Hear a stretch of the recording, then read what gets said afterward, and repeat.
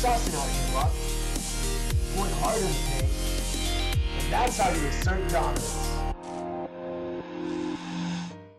Hey, what's up guys, it's JKK Tag, and today we're going to be bringing you a new variation of Three Musketeers. So after the new balance changes, Dark Prince attacks 0.1 seconds faster, it got 5% increase in HP, and Bandit now dashes at a closer distance, and that's a considerable buff. So as a result of the new balance changes, Bandit and Dark Prince is a pretty menacing combo. So the Dark Prince's splash deals with all the squishy units, and then the Bandit bounces in for the real DPS. So after the new balance changes, this Three Musketeer deck has been working wonders at the top of ladder and in grand challenges. So guys, let's go jump straight into some GCs and let's assert some dominance. Alright guys, so we got another game in the jungle arena and we're going to see what's up. We're going to be dropping the Bandit in the back and we're going to get met with a Dark Prince. So I wonder if he's running the same type of Three Musketeer deck as us. And I want to see what he's up to. We're going to be dropping the Collector. Our Bandit will prevail in the fight against the Dark Prince. Even though Bandit is worth one less elixir, it always does win that fight, so that's really nice to see. He's going to be dropping a Santa Claus and it gets pounded by the Bandit, so that's a really good thing for us. We're going to be going opposite lane with the Battle Ram. We're going to be dropping bats as well. We want to redirect his attention on that Battle Ram so we're actually able to defend this giant somewhat cost efficiently. It's not really cost efficient at all, but we're going to have a very nice counter push with a Dark Prince and a Bandit going in the right hand lane. We're going to try to eat that damage like a snack from the Mega Minion because it's not going to matter too much. And what we want to do is we kind of want to pump up yet again, or let's just see how his Prince works out. So his Prince is actually not going to be something that we have to worry about. So we're going to go drop our Collector in the back. He's going to have to poison that, or we want to see what he wants to do. And we have two Elixir Collectors. He has to do something about that. It's not something that can go left unchecked. So we're going to go drop our Battle Ram in the back, and we're going to apply a ton of pressure. Notice where I drop my Three Musketeers. I'm dropping my Musketeers up, really up high, and they're going to be in really great alignment with that Battle Ram. When you have two Collectors and single Elixir, you can easily do that, and the push is going to work out really well. Look at that Musketeer getting on top of the left-hand side, and it's just going to be applying so much pressure. He did not have enough Elixir to deal with that, and sadly, he got caught with his pants down. So, going to get a lot of damage there, and we're going to go in. We're going to be dropping a Bandit to apply even more pressure. Bandit's going to be coming in clutch, getting on top of the tower. That's what's up. Killing an Ice Spirit and also the tower. That is double domination if I've ever seen it. Taking the tower.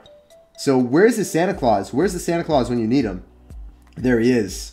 We're going to be dropping our bats. We're going to be dropping our Dark Prince. He's dropping the Prince, but our Dark Prince, the dankest of princes, will prevail against the Santa Claus. Santa Claus is not going to be gifting too many presents today.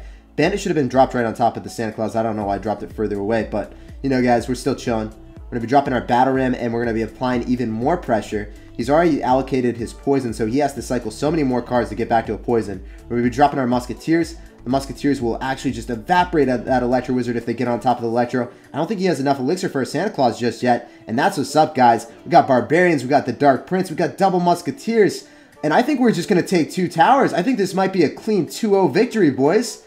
And that's exactly what's going to happen. I think that the Musketeer is going to just finesse him right here. Bandit coming in strong. And this might even go and be a 3-crown. Bandit is going right on top of the tower. Bandit is so busted. Oh my gosh.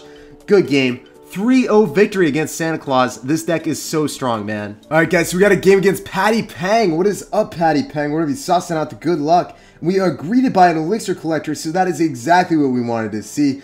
Unfortunately, Patty Pang decides to go drop the Goblin Hut, so that is not something that I wanted to see, but you know, we're going to have to live with it, and there's going to be a flying machine, so we're just going to be meted by all these things that we really don't want to see at the moment, but we have to deal with it, because that is life. We're going to be dropping the bats right on top of the flying machine, and we're going to see what's up. What does Patty Pang want to do? Patty Pang is going to get some flying machine, aka ceiling fan hits on us. It's looking like a golem deck potentially, so what we want to do is we want to pressure opposite lane of the Goblin Hut.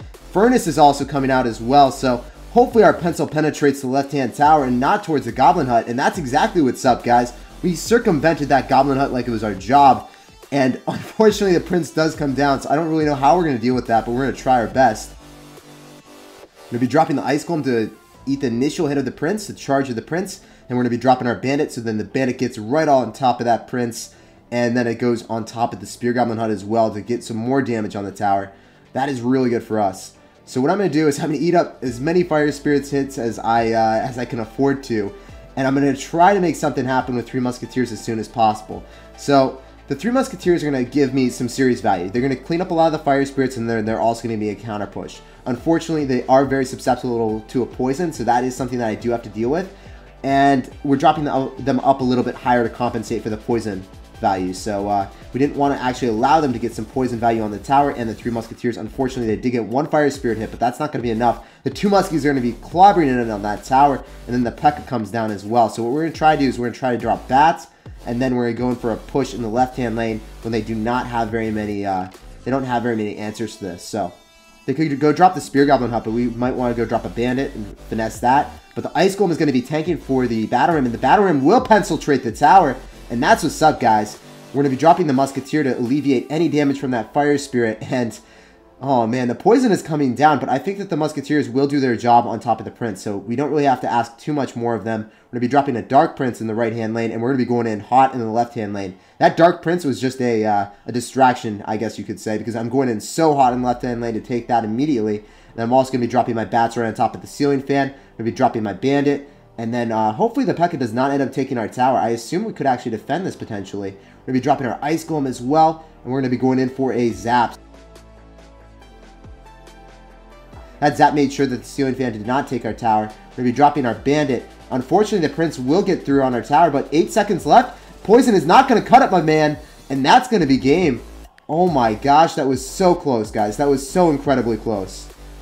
Poison's still ticking down, and we finessed that game. I can't believe it. That's insane. All right, guys, we got another game, and we have the Elixir Collector. Fortunately, we're always getting the Elixir Collector today. It feels so good to always have that in the starting hand. He's going to be dropping a Goblin Hut, but we can completely bypass that Goblin Hut, so that's an interesting play for him. We're going to be dropping an Ice Golem, and then we're going to be dropping the Dark Prince, because then we know that the Miner would get a nice juicy shot off on top of our... Wow. Okay. I was going to say I was going to get a really nice juicy shot off on our Collector, but he dropped a second Miner. This guy knows no bounds. He's a complete and utter madman. We're going to be dropping our Battle Ram, and then we're going to also go in for a Bandit because he doesn't actually have any way of dealing with that. Nope, he's got the Mini P.E.K.K.A. So this man is making me eat my words today. I can't believe it. He's making me be such a meme. Alright, so... this game is going to be complete madness. I have no idea how I'm going to deal with this. He's going to have so many answers to me, and we know that even if we defend one Miner, you know there's going to be a second one. So we're going to be dropping our Collector. We want to see what he's about to do. I assume he's going to cycle back to another Miner. There it is. Unfortunately, we did not guess correctly with the Dark Prince. So he still has poison. So he's got counters on counters on counters to pumps. Alright, so we're going to be going in for the Battle Ram with the Dark Prince, and we want to see if we can get some damage with that. I assume he's probably going to go with the Goblin Hut soon. He's going to go in for a Mini P.E.K.K.A, so that's going to be more than enough to counter it. But the Dark Prince might actually get a hit off. No, and no Barbarian hit either. But we don't really care about the bats. The bats are not going to get too much damage, and we're just going to go in for an Ice Golem in the back. Actually, the bat didn't even get a single hit on the tower. I thought because it was in the middle, it would have gotten at least one, but I was wrong. So we're going to be dropping the Bandit. We don't actually have a great counter to the Miner just yet, so we don't want to drop the Collector. We want to make sure that we're going to have 4 Elixir in cycle for that Miner. And we're going to have that 4 Elixir with the Dark Prince. We want to see, so he's going to drop a Miner on defense. So now, guys, this is our time. Nope, he's just going to poison her. Alright, well, I was going to say, if you went in for a Miner, then we would have been able to defend and then have a really nice counter push. That's usually what you want to do. You want to counter push after defending against a Miner with these type of decks. So we're going to go drop our Pencil in the back. We're going to drop our 3 Musketeers. He's going to drop an Inferno Tower. So he's just got... I don't understand this guy. He's this guy's a total savage. We're going to go in for a Zap to make sure that we just disintegrate that Inferno Tower as soon as possible. And the Barbarians are actually on top of the tower. He mirrored bats. And the Mini P.E.K.K.A is putting in the pain on the Barbarians. So this is such an interesting game. I don't even understand this type of deck. But this guy is... I don't know. You can't even classify this guy. He's just transcended any classification. He's just a simple god. We're going to be dropping the bats, and then we're going to be also dropping the Bandit. We want to see if we can apply as much pressure as possible in the right-hand lane. The Bandit is actually coming through. The Barbarian might get the tower damage that we so desperately need. Bob the Barbarian put it in the work. He's making the dreams no longer memes. And the darkest of princes, the dankest of princes, is going to take the tower. Good game, well played, and good luck in the rest of your challenge, bro. I just don't understand how someone came up with this deck. It's crazy, but it definitely counters 3 Musketeers.